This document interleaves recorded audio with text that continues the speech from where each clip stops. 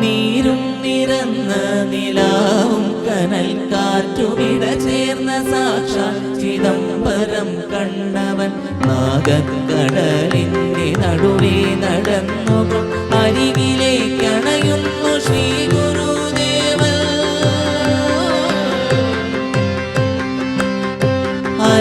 അരികിലേക്കണയുന്നു ശ്രീ ഗുരുദേവൻ. ഒരു മതവും അന്യമല്ലെന്നും മനുഷ്യരിൽ ഉച്ചനീചത്വങ്ങളില്ലെന്നും അരുളുവാൻ.